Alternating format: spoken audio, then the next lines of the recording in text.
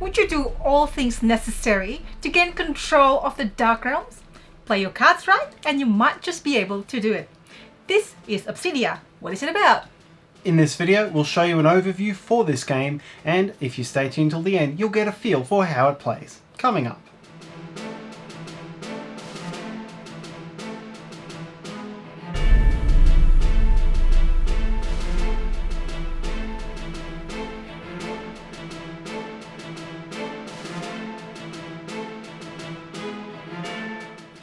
Hi, it's Tarrant. And Stella from Meeple University.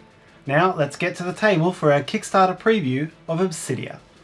To be released in 2020 via Kickstarter, Obsidia is a tile-laying area control game set in the dark, magical prison realm of Obsidia. It was designed by Josh Beck and published by Play Particle. The game plays 2 to 4 players competitively in 90 minutes and is of light to medium complexity.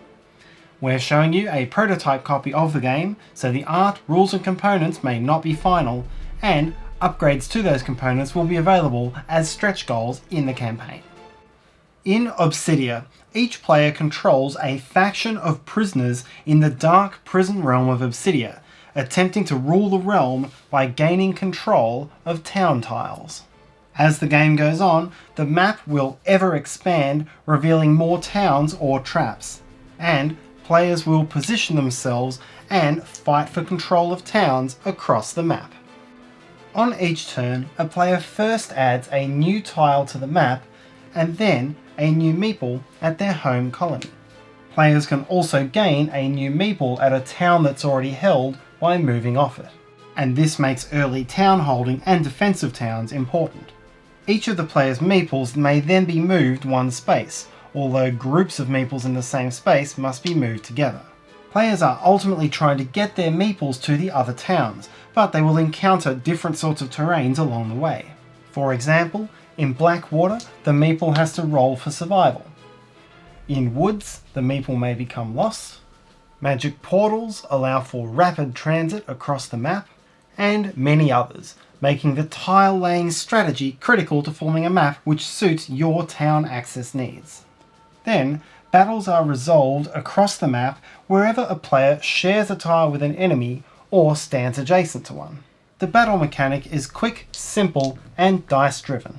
Whoever rolls low loses a meeple. Rolls continue until only one player remains on a tile, or for an adjacent tile battle, until a single tied roll ends the contest in a draw. The depth of strategy in this game comes from spell play. Each faction has a deck of 20 unique spells to be used during the game, and draws a hand of 5 each turn. These have a wide variety of effects playable as either actions or interruptions, including re-rolling or gaining advantages in battle, summoning creatures to attack opponents, moving or removing tiles, controlling the movement of opponents, or eliminating opposing meeples. Players may use the preset faction decks or may draft spells at the start of the game once they're familiar with the decks. Once all the tiles have been placed, the current turn is finished and whoever controls the most towns wins the game. If there's a tie, play continues until that tie is broken. Overall, this game distinguishes itself from other area control skirmish games by keeping its battle mechanic as simple as possible and instead deriving its core tactics from the map building and spell play. And this should appeal to players who like a nice balance of luck and tactics in their games. And that's the overview of Obsidia. We hope that you enjoyed this video and we hope that it helps you. At the time of filming, Obsidia is about to be launched on Kickstarter, so we'll put a link in the description below when it's live so you can check it out there. If you'd like to learn the full rules for Obsidia, we have a how to play video on the Dice Tower, and you can check that out from the link in the description below.